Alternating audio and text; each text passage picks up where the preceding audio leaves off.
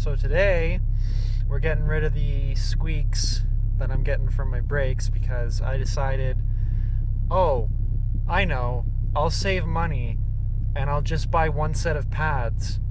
But I won't just buy one set of street pads, no. Why do that when I'm gonna go to the racetrack? So why don't I just buy race pads as my one set of pads and just daily drive my vehicle with race pads? Bad idea. You sound like the dump truck coming down the road everywhere you go. The only time they quiet down is if you're breaking the law, which we don't do. So what we're gonna do is we're gonna install these, which are semi-metallic. I didn't realize until I just got them yesterday. It's a mixed bag of reviews on these Hawk HPS pads. These aren't the HPS 5.0s, the updated version. This is the old school version for my big brake kit. I'm hoping as long as I use the silicone lubricant and bed them properly that they won't make noise, or at least not as much noise as these brakes are making right now. Maybe I'll include a video clip of the noise that they make if I can grab one. They've been scarily quiet lately. I think that's just kind of in spite of the fact that I spent more money to do something I should have done from the beginning. But yeah, today we're going to have a quick little video on how easy it is to change brake pads on this AP Racing kit, so stay tuned for that.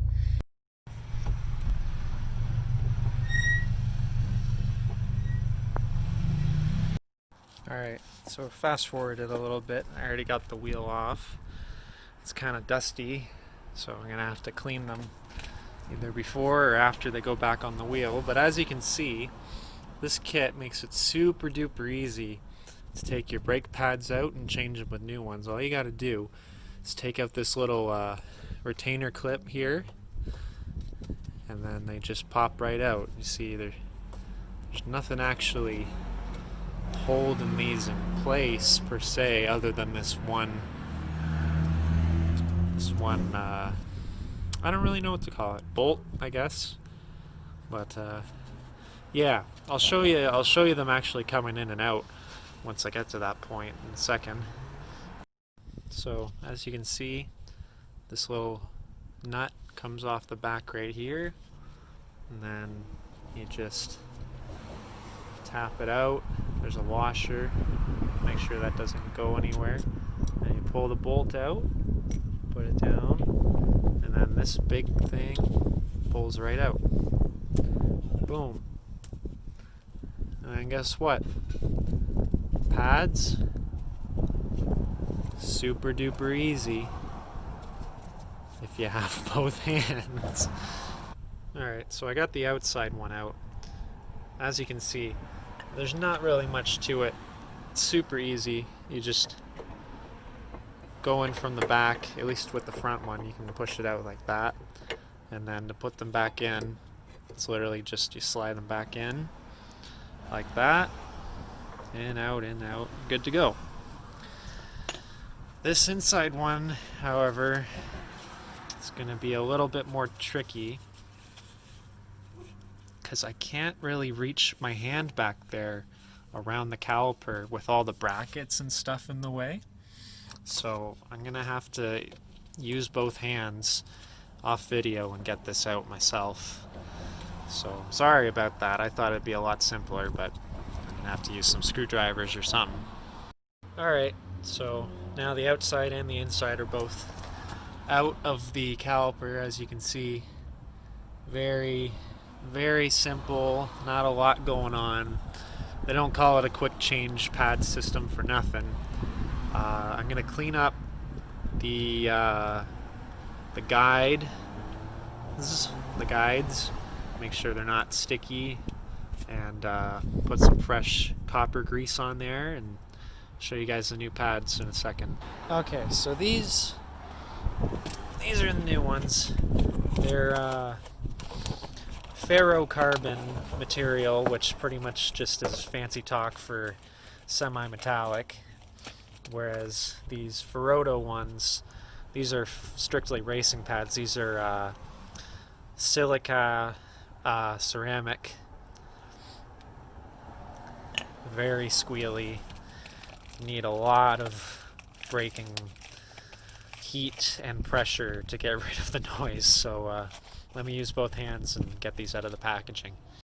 Another thing I wanted to mention, since I've got a few weeks worth of wear on these, make sure that you label and keep pad sets together.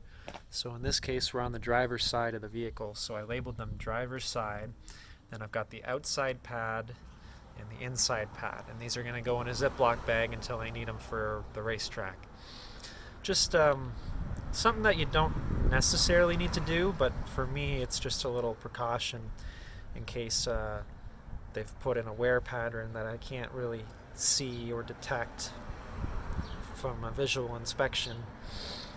That way you don't get any weird vibrations on the racetrack.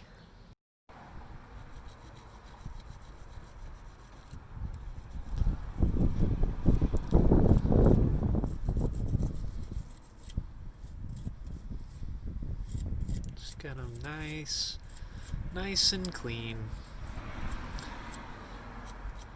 And you can even give them a bit of a wipe if you want. And then what I'm going to do, spray some brake cleaner on here.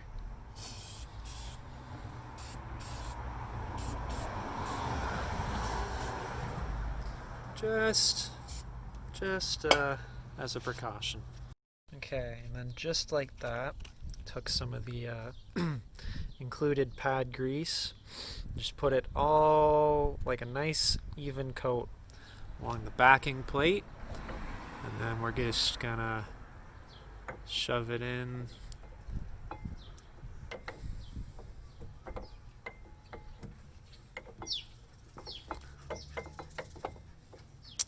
Oh gosh.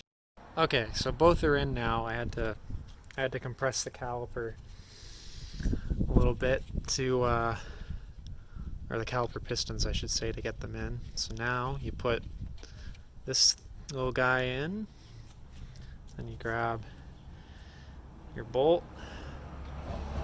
and make sure that these are aligned, and then it should just slide right through. And then you hope that you didn't lose the little nut here, and you put that on like so.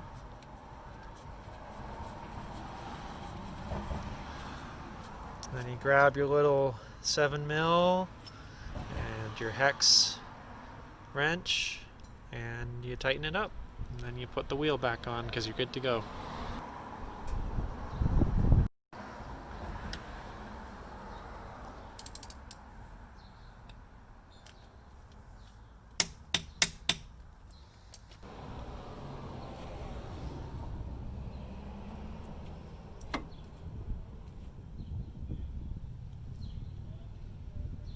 Also, just a little side note, don't do what I'm doing. The only reason I do this is because I really can't be bothered, because I'm an idiot. But yeah, always use jack stands. Also, one more thing, before you set out to go having some nice fun braking adventures, make sure that you pump your brakes, if you, especially if you compress the calipers, because guess what? If you try and make a stop and your calipers aren't pressed up right against the pad, scary. It's going to be scary, to say the least. Let's go break in these pads. Alright, so we're about to come to a stop. Neutral.